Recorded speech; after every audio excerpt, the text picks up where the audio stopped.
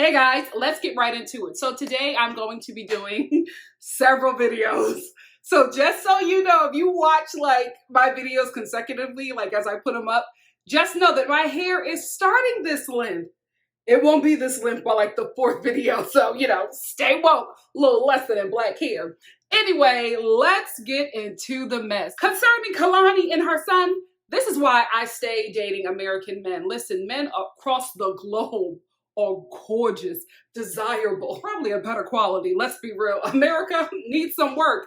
But I'm American, right? So this is a culture that I know. I'm Black American specifically. So this is the culture that I know and understand. Kalani's son, his mom and his sister talking about all this culture stuff. Listen, after a couple of conversations, there would have been some furniture moving, some fist throwing, a couple of gunshots by way of my grandmother because she is licensed to carry. Okay? We would have just have gotten into it. Like, I'm not going to be going back and forth with you. I said what I said. You don't want to hear it? Let's go. Now let's talk about this confrontation with Kalani, Asuelu's mama and sister, and, the mess that ensued. I will say this, right? Walking into this, I was Team Kalani. I still am. I walked in and I walked out Team Kalani, right? However, I will say this, Kalani. When you started off the conversation, you came in mad aggressive.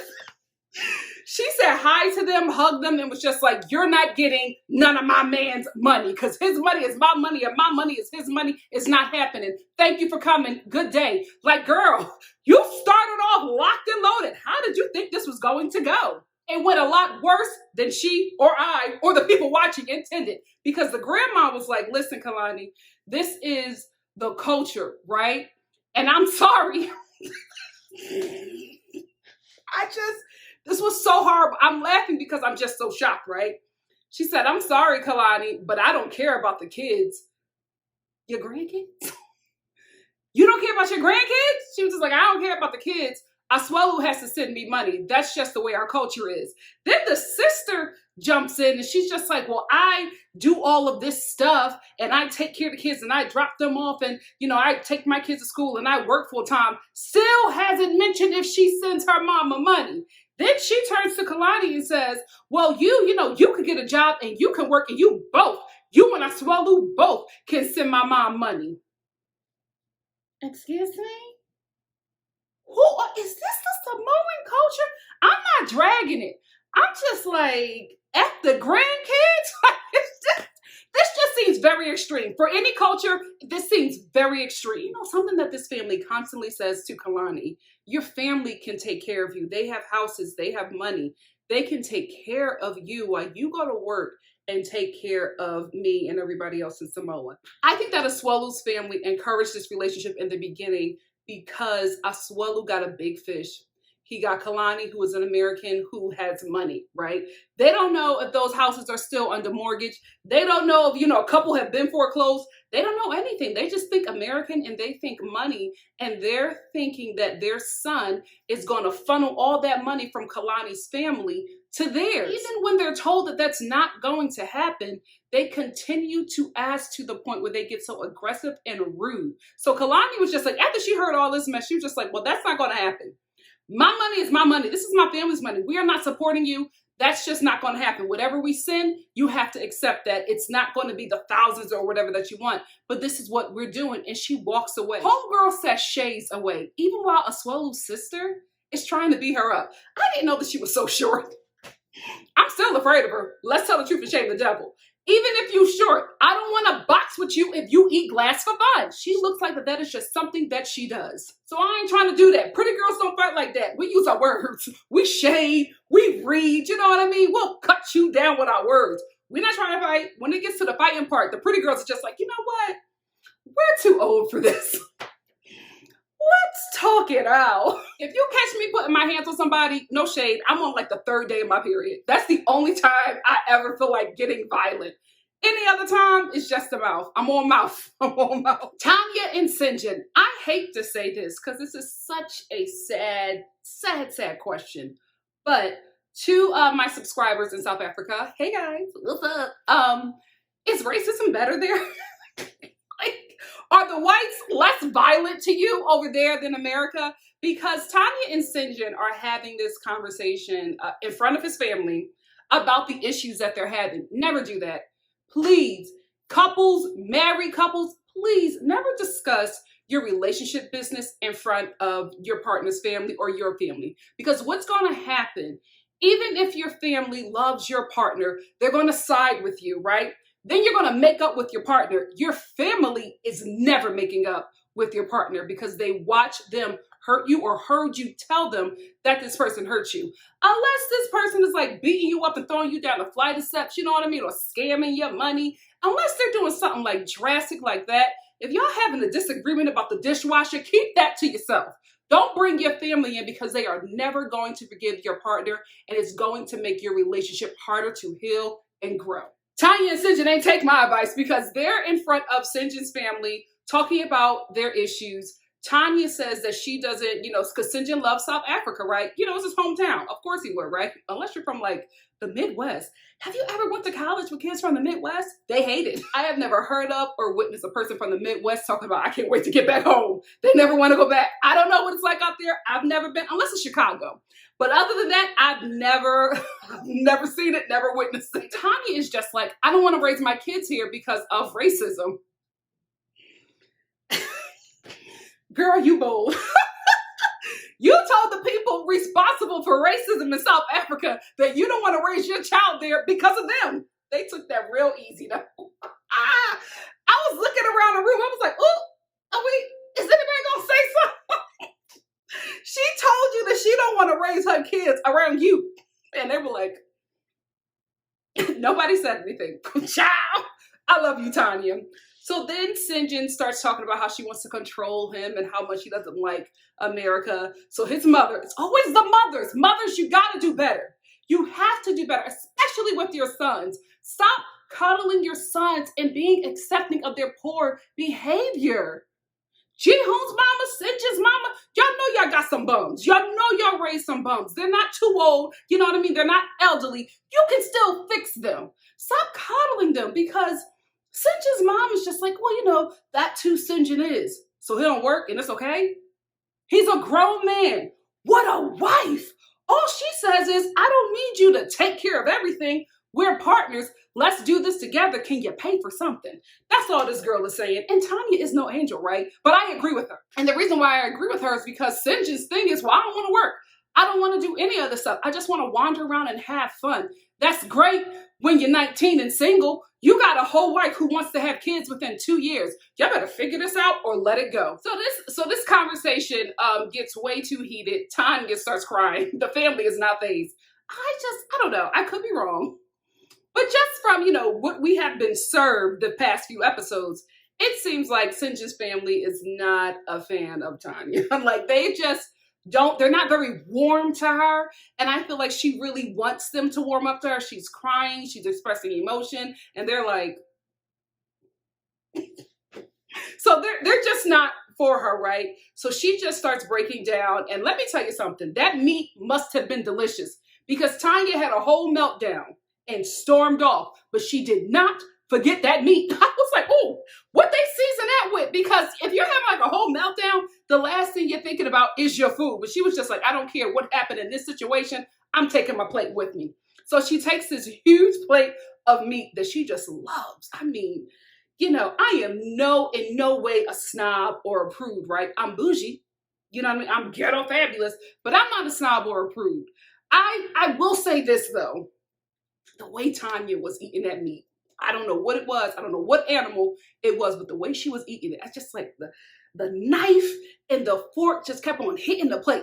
Ding, ding, ding. I was just like, you should never hear you. I learned that. You know what I mean? I ain't go to debutante school, but I learned from my grandmother. We should not be hearing your knife and your fork hit the plate. At that point, you either got to throw the food away or, go eat in the basement where nobody can see her hair in this mess. But I was just so annoyed by that because she's like crying and talking to Sinjin and then she's just banging that plate and slicing that meat and tearing it up. Tearing it up. I am not a red meat person, right? If Wolfgang Puck makes me a steak, well, I'm going to tear it up, right? But any other day, I'm not really like into it. If I'm eating meat, that's because, my aunt is here and I'm low on iron. That's if I'm eating red meat. But I will say this, the way Tanya was eating that meat, I was just like, you know what, I'll try it. I'll try it. She was tearing that up. So anyway, Sinjin comes in and he sits on the bed and he starts to talk to her with his filthy feet. Girl, what did you see in him? Anyway, he's trying to fix it because I think he realized that he went a bit too far, and it's embarrassing to do that to your partner, especially in front of your family. He basically comes in to, fix the situation and smooth things over with Tanya. And while he's smoothing things over, Tanya drops some tea. Now, right here, I was just like, she is really pissed off because we went a whole season without knowing this information, right? Because we found out last episode that Tanya moved in with Sinjin and the roommates were just like, oh, it was too much, right? What we didn't know was that he was 2 months behind in rent. So I don't know if they were so in love and he wanted her to move in, or if he needed somebody to pay them bills because he obviously wasn't doing it. Because when Tanya said it, he got mad and he stormed off. And I was just like, oh, she telling some truth to it. Because the way the roommates were talking about Tanya, especially my boyfriend, the way he was talking about her was just like she was annoying. She came in and she took over. It seems like y'all needed Tanya there more than she needed to stay there. Acting like Tanya and Cinder were so in love, that's why you guys allowed, her to move in because your friend couldn't live without her. Now, it seems like you and your friend needed her to chip in and help out with them bills. Let's tell the truth and shame the devil. So we wrap up with Tanya and Sinjin with them singing Level Up by Sierra because I thought that's where it was going. They both kept on saying level up, level up, level up. I was like 5, 4, 3, 2, 1, let's go. Level up, level up. Like that's where it was going. They just kept on saying it to each other. I was just like, this is how you guys argue? Wow, let it go. Tanya, girl, listen, they both have their issues, but I'm just, Tanya, you are over here crying over a broke white man who don't wash his feet. Girl, it gotta be the penis. It has to be like, what? What did you see in him? Sinjin is a fun guy. I like to watch him on TV, but I'm just like, as a husband, as a provider, as a partner, no ma'am. Especially without no money. Tanya, girl. I still think they're together because of my theory from last season. I think that Tanya wanted a white man to rule over. That's what I think. I think she needs somebody to take the brunt of her anger for all of the racism and oppression in the nation. That's what I think is happening here. This marriage is Tanya's revenge. Elizabeth and Andre. I don't think this has ever happened. Has this ever happened? Because I'm really shocked by what I'm about to say. Team Andre.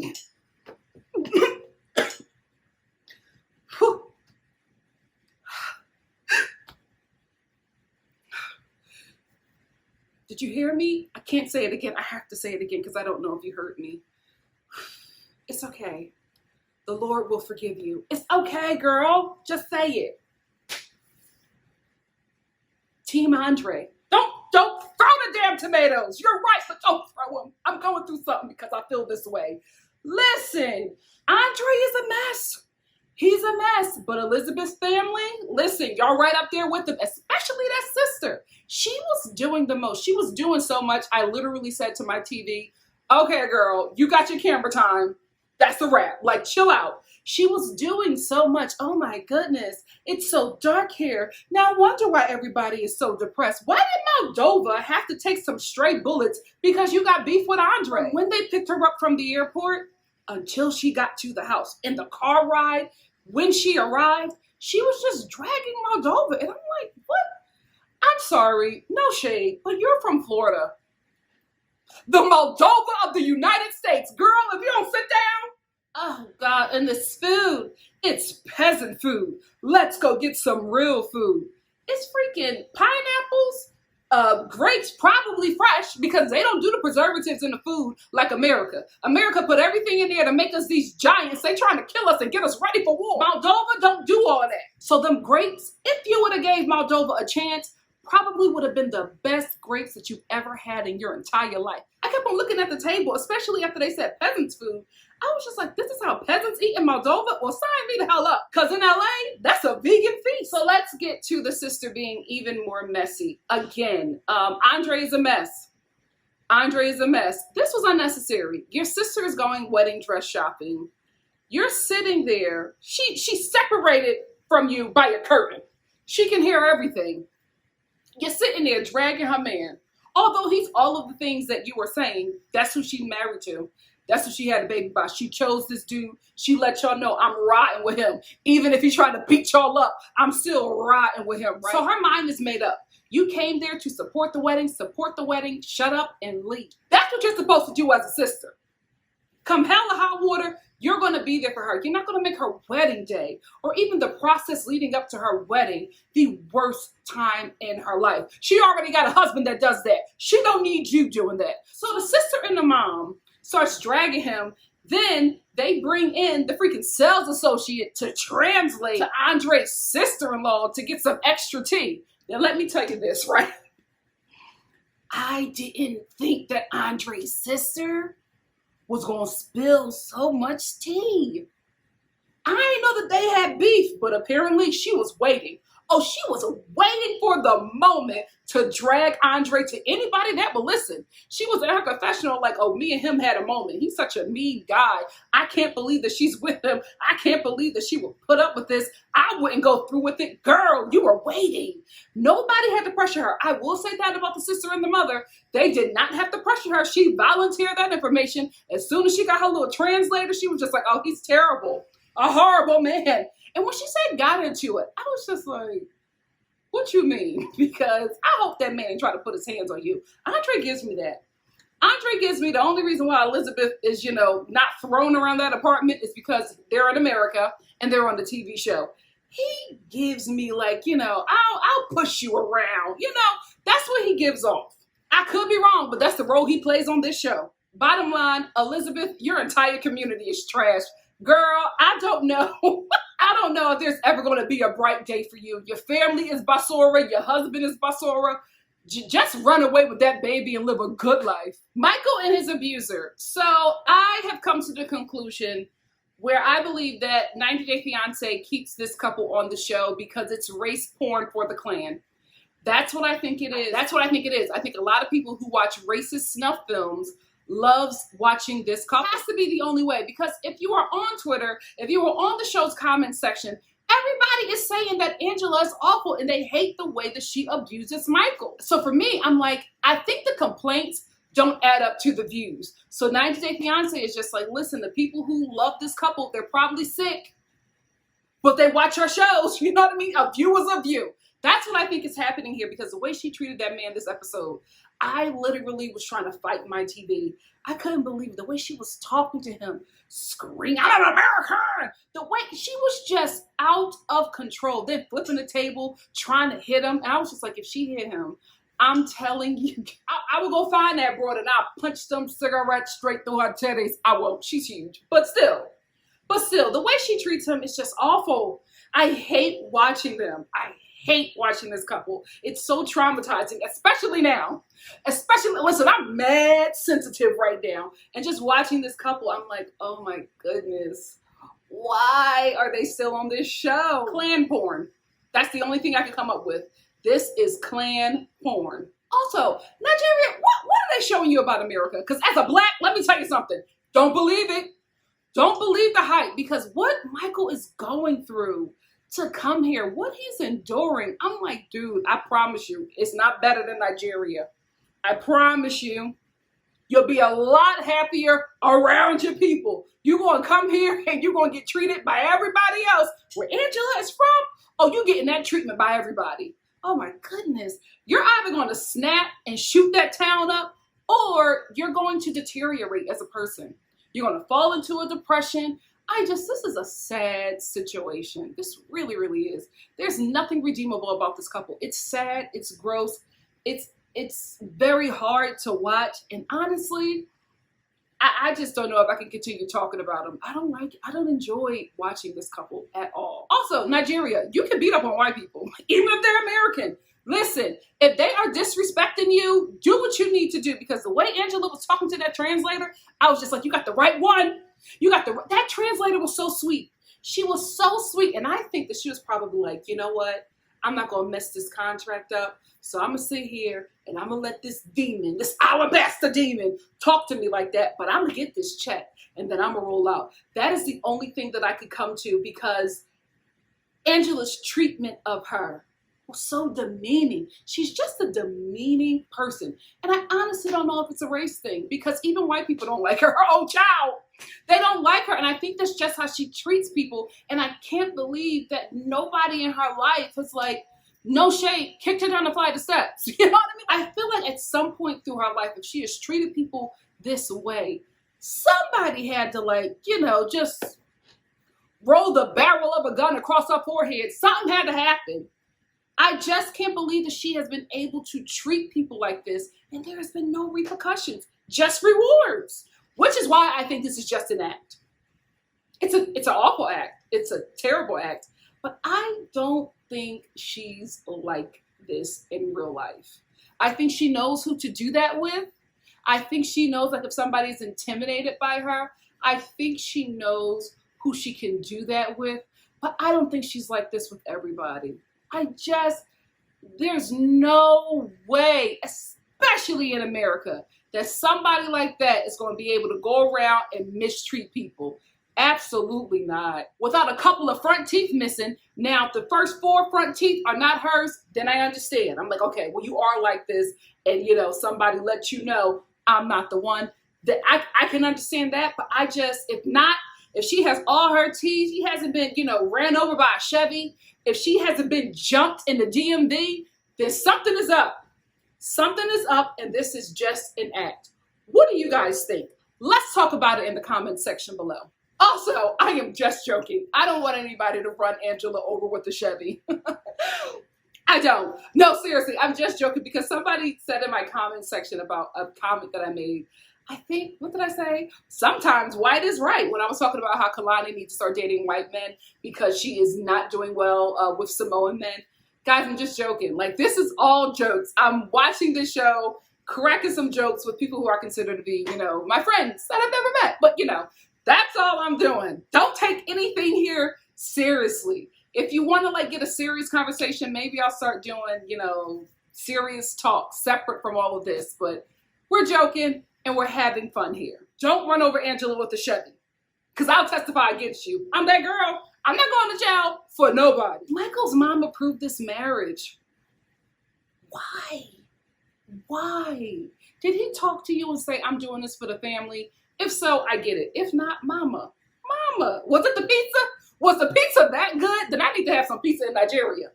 So you may hear a little buzzing in this video. I'm sorry. I had to turn on my air because it's too hot, guys. It's too hot. That's the only explanation. LA in August is a nightmare. You probably will be hearing this buzzing until December. Colt and Larissa, 90 Day Fiance, you gotta find another storyline, because Colt, as this ladies' man, I'm not buying it.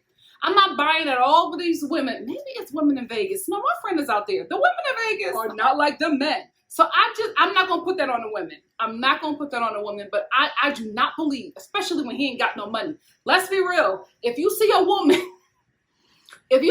with a man like a Colt, let's just tell the truth and shame the devil. He has money, or he's a really nice guy, or he can do some things that she ain't never been done before. But money is also, you know, in there as well. Because why?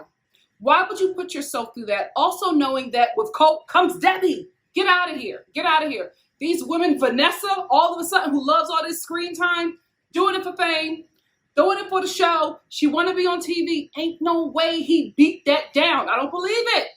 I don't believe it. Now, Jess, oh, he was in them guts. Jess, she let him hit, and she seemed sprung. Girl, you can do better on your worst day. Speaking of money, Larissa, you need a 90-year-old man who is on his deathbed, but is also extremely wealthy. You need to pull an Anna Nicole Smith, get in there right before he died, change that, you know, will up. His kids will hate you and probably try to kill you. But listen, you got to do what you got to do, because this is a life that you want to lead. You cannot get with no man in your age range who don't have no money, or who does not have the money that you want. Because Enrique, he's middle class, borderline working class, right? Don't ever get with a working class man. You will be miserable. It's not for you, sis. It's not for you. Although, let's be real, working class men are the finest men out there. Very rarely will you find a fine, wealthy man. God don't give you everything. It's the working class dudes that be messing with our minds. Anyway, that's the situation you need, Larissa. You need a situation like that, because you want Enrique to be this guy that he cannot be. You want him to pay for your boobs, get you a nose job, then also provide for you while you're living in his home and take him out and spend all his money on you. Where is he going to get this money from? I'm surprised that he even said yes to that, because I'm like, you got $30,000 sitting around?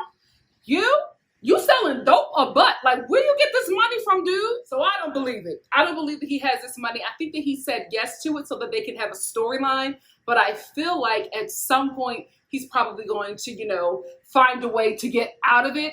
I really just think he's playing into, you know, accepting the loan and being like, oh, we have to do this, we have to do that. I don't want you to do this for me. He's already putting out the feelers to, you know, get his storyline together so that he can retract this loan to Larissa. Larissa, this is what you need to do, because unfortunately, this is a life that you want to lead. It is what it is. Not everybody can, you know, go to work and take care of themselves. For some women, hoeing is where it's at. No judgment. No judgment, right? Because I've thought about hoeing a few times in my life as well, especially when the rent is due. So I'm not judging. I get it. But I can't. I can't do it. I can't. I can't hoe. I can't. No, I can't. I can't do it. You got to think about these things. Anyway, Larissa, this is what you need to do. You need to get your best bodycon dress. You also need to get a shaper. Before you even get your best bodycon dress, get a nice little shaper. Get something that brings your waist in to an unbelievable size. Something that is like damn near scary, where it's just like you're that skinny and the waist, ooh, what? Get that, right? Also, make sure you have a nice shaper that pushes out the hips but smooths everything down. Next thing you need to do, bleach your hair blonde. No platinum, blonde. Get some extensions, get them down to like the middle of your back. Wear it bone straight. Get some hazel or blue, you know what, it's Vegas. Get some blue eye contacts. That's what you need to get. Get a bad red lip. Just get a bad beat overall. Don't do your makeup. Girl, you just need to go to MAC or Ulta. One of them people, get them to beat your face to the guy. Get some hooker heels. Not hooker. Do we want to get, no, we're going to get the wrong man. Get a nice, oh, you can't afford it. Oh, Nate, no. Get a nice Jessica Simpson pump. Take it home, paint the bottom red. Go to Caesar's Palace. I want you to pump, pump, pump through that casino. And when you feel like you're tired of pumping, pump some more. Pump it hard. I want you to flip them blonde extensions. Gaze across the casino with them blue eye contacts. Also, make sure you get eyelash extensions, because I want you to be batting your eyes like crazy. You're going to see some high rollers. You're going to see some low rollers. But baby, we don't want none of them. We want that dude that run the casino. We want the boss for you, honey. That's what you need to get. We want the man that has several bank accounts all over the nation, especially in Sweden. That's what we want. There might be a nice little middle-class man that makes a little bit of money that night, you know, wins a couple of earnings. Don't entertain him. Walk right by him. Nobody working class, nobody middle class, not even upper. We want the 1%, and we want them elderly. We don't want them savvy. We don't want no player. We don't want no dude that looks good for his age. We don't want none of that. We want a boss who is 2 seconds from death. That's what you need. When you lock eyes with him, take him to the penthouse that he owns. Give him the night of his feeble life. Do it to him so good that when he's done, he proposes to you. That's what you need. And as soon as he proposes to you, I need you to say, okay, honey, I just need to see the will. Whatever you got to do, get that will. Make sure he fixes that. Make sure he sends that to his lawyer and stamps it. I'm not going to tell you what to do after that. All I'm going to say is, watch Snapped. Kidding. Some stuff is undetectable. That's the life you need to live, mama. Get that money, live your best life, because you want money. You don't want to be in love. You don't even want your kids. You just want money. And that's what you need to do. Leave the middle class and working class dudes alone. It never works out for you. Speaking of scamming, you need to do the same thing to Colt and Debbie. Scam them, because they're scamming you. They are awful manipulators. They are scamming the hell out of you for a storyline and for likes and clicks and views. That's what they're doing. They're making a fool out of you on national TV, because the only reason why Colt wants Jess to come to Vegas is so that he and Debbie can torment her. Like, he's only bringing her there so Debbie can accidentally invite Vanessa over, and so that she can get into a fight with Vanessa and seem like the crazy ethnic woman. That's what they're doing here. And it's so sad because I can see the game before they even play it. And I just feel bad for Jess. So that's why I want her to scam the hell out of him. Get everything. Everything you can get from this moment, because they're getting everything out of you. That's all I wanted to talk about in this episode. What did you guys think of this episode? Let's talk about it in the comment section below. And if you like what you see here, please like, comment, subscribe, and share. And did I say like? And I will see you soon for the following episode of, you know what? I'm going to do 90 Day Fiancé the other way. So stay tuned for that. See you soon. Love ya. Bye. I am kidding, guys. I am kidding.